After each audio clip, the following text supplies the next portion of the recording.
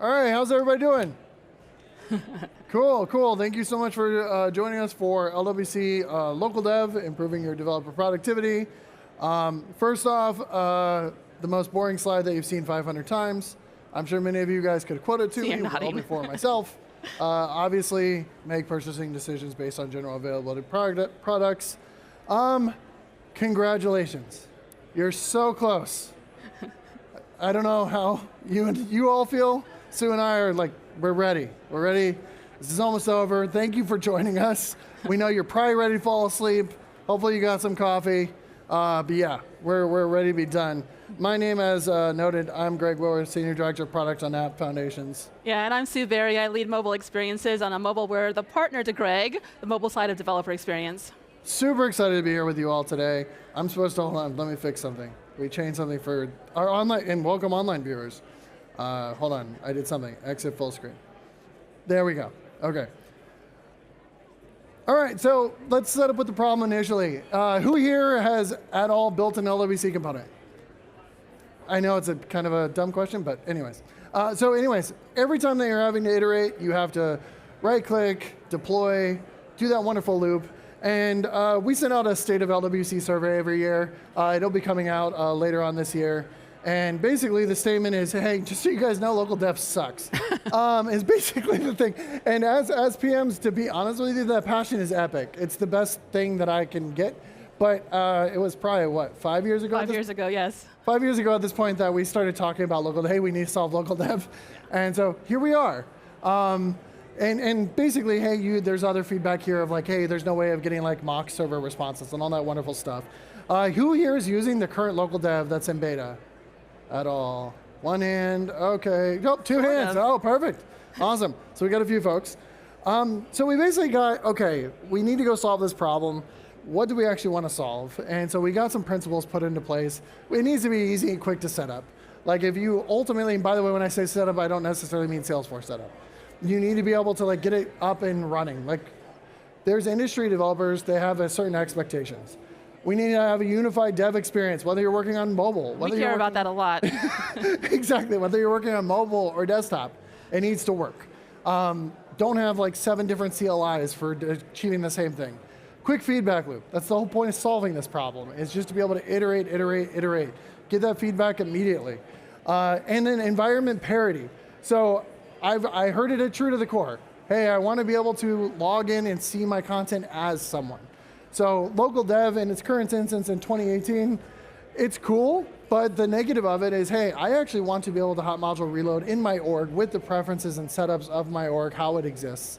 To ultimately debug, get that quick feedback loop, but actually in the world with the permissions and the expectations that I have. And then of course, provide effective debugging.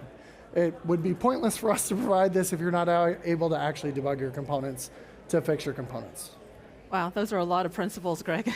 They are. We had a lot of work ahead of us. So what we did is we brought together a lot of different teams, Lightning apps for desktop, mobile, experience sites, and we wanted to really work on those principles and build this unified experience. So today, we are very, very excited to share that local dev is GA as of spring 25. Woo! And thank you. And one of the things why I'm so excited is because at Dreamforce, we promised, well, mostly Greg promised, that this local dev would not stay beta forever. And so we are very happy that we have delivered it as GA so quickly for our developer community. And so we now have this unified experience for desktop and mobile Lightning apps. You can view the LWCs in the context of the larger application. So you can log in as a specific user and see what they're going to see. You're going to see what it looks like in production. And then for the mobile experience, we've removed all of the manual steps. So what you see is a very seamless experience. And we're already getting feedback that iterative development is 4 times faster, at least, than the previous experience. There's no more deploying the changes to the org. There's no refreshing the browser. There's no killing the cache or killing the app. It's very instant, quick, and easy. Well, let's see a demo of this, Greg. OK, so the first thing you want to do is in your org, you want to go into setup, and you want to type local or local dev. And we have that, yeah, I what are you kind of feel circling like right there? I feel like Vanna White. You want to turn that on, and then we put this beautiful orange banner across the top of your desktop screen so that you know that you're in local dev. You don't send us a message on the community and say, I don't know if I'm in local dev. You definitely know because we put it right there for you to see. And then you go over into VS Code, and you type in SF Lightning Dev, and there's actually 3 choices. There's app, there's sites, and there's components. And today we're going to do app. And so we've enhanced the CLI experience. So now you can choose desktop, mobile, Android, or iOS. And you no longer need to remember the exact name of your Lightning app. You can actually scroll down and search for Coral Cloud. And we're going to select that. And it brings it up for you directly to that specific Lightning app. Now, we have a wonderful resort where we have excursions for our customers to be able to go off and do fun things. Yeah, come and visit us. Yeah. But you can see we have this component here. Go back to the component. Too fast. Where our resort guests, they see the names, but they don't know, are they contacting a trail guide? Is this, a resort executive? Who are they reaching out to? So let's go and update that real quick. So we're in the component here, and we just have the title, the contact. Let's go ahead and add the title. And he just saves it, and instantly you can see that that title is added to the component. There was no refreshing. There was no deployment, anything. Well, let's do some more. So I think Betty, yeah, she's scared. She doesn't want to do this anymore. Yeah, so let's just get rid of Betty. And this is in JavaScript. So you can see that whether it's HTML or JavaScript, you make the change that you hit save, and you scroll down, and Betty's gone. She doesn't need to be there anymore. She's gone. She's gone. But I'm a mobile person, and so while you may like desktop, I want to see how this looks on mobile. So again, we do SF Lightning Dev app, and we launch it. But now we're going to go and select the mobile iOS experience. It's going to look for all of those iOS simulator. Oh, you're going to select the Lightning app again. And then we'll look for the iOS simulator that we want to use. It's going to launch it for you automatically. If you don't have the Salesforce app installed, it will install it for you. And then we just go to that same page where we have that component and scroll down. You can see that, oh, yes, we have that wonderful orange bar across the top as well, so you always remember you're in local dev mode. The component matches up so that you can see it's the same. And I like color. And I think I'm kind of a designer as well. And so I'm going to add let's add some color background to this component and see what it looks like.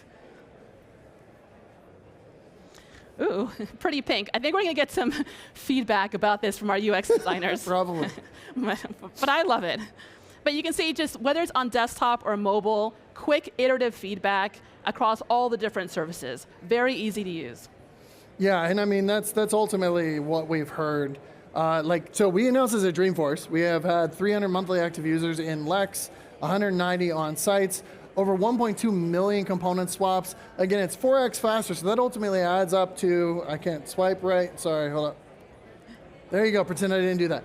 4,100 dev hours is ultimately what it comes to. So now that it's GA, if you aren't using it, please go use it. Continue to provide feedback. Yeah, imagine what we could do with a few extra hours. Yeah, I'll take 4,000 extra hours. But yeah, basically, we've gotten wonderful feedback. I love this product. It saves a bunch of time, which isn't surprising. That's kind of the whole point.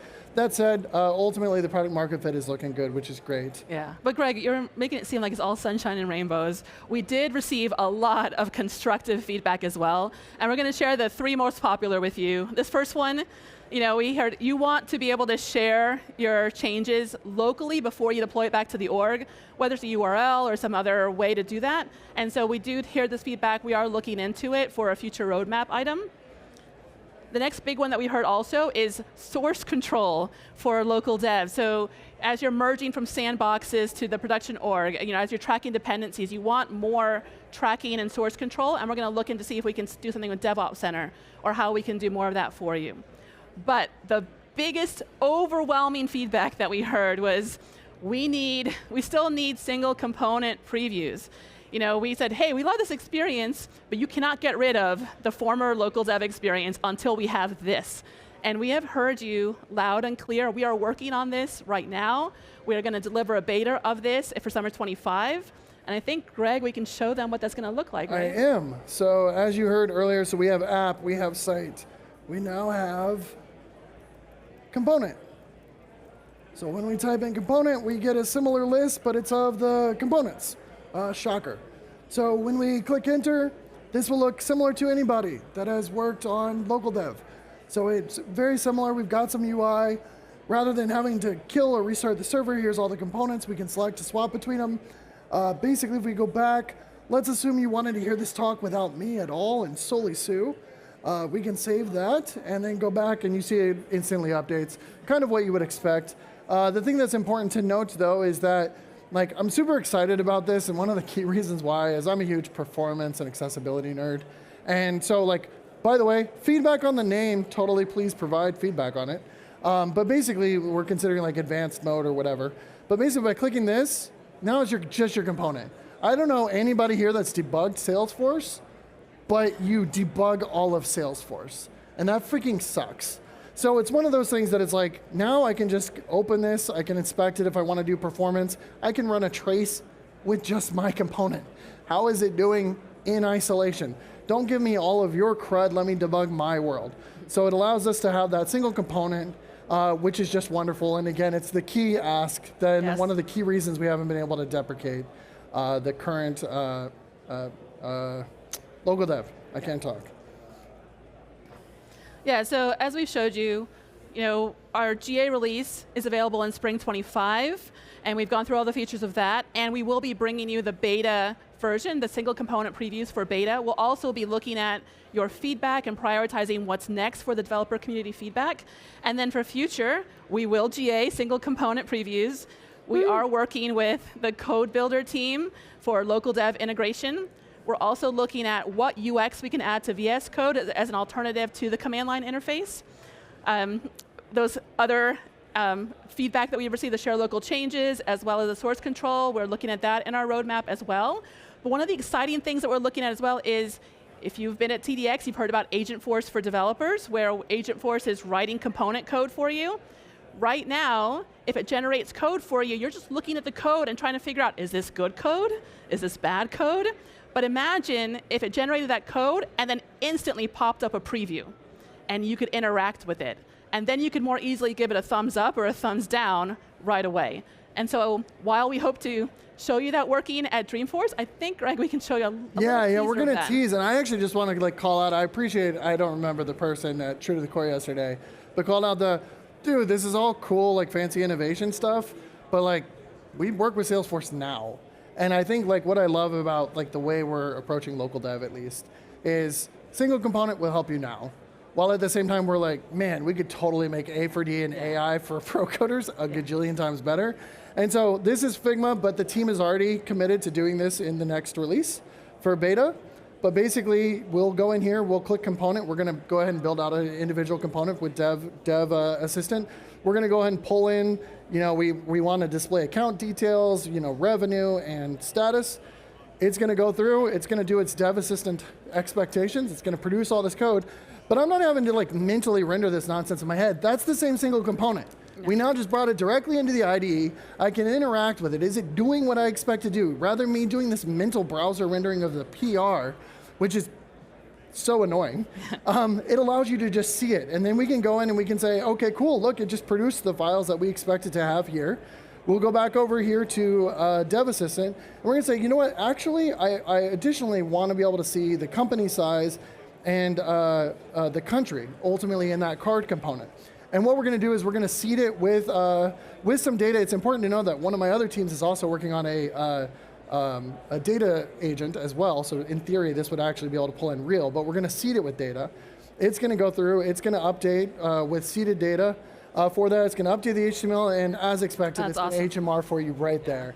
And so, by the way, while this, I totally get it, it's totally fake right now. We expect us to come talk to you guys at Dreamforce, show you something working that's real.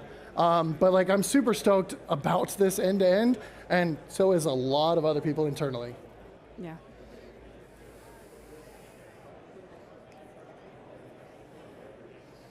So if you have not, there's a lot of you, if you have not used the new local dev, please scan this QR code. It takes you to the Trailblazer community for Salesforce developers. It has the link to the Getting Started page that you can get up and running quickly. It has videos and a blog to learn more about local dev and what you can be doing with it, and how much faster it is than the older experience. So go ahead and get started. So we have entered the Q&A portion. We will be off to the side where we can answer all of your questions. But we really want to, next slide. Thank you for attending our session today. Greg and I really love to be up here to show you what is new, what's coming. And please, I know it is at the end of TDX. There are probably a lot of procrastinators. There could be coffee still left from Starbucks. Please fill out the survey. Let us know if we deliver the content that you're looking for. Should we change anything? The feedback is always really important for us to make sure that we're giving you the information that you need in a future session. So thank you for attending. Awesome. Thank you all so much.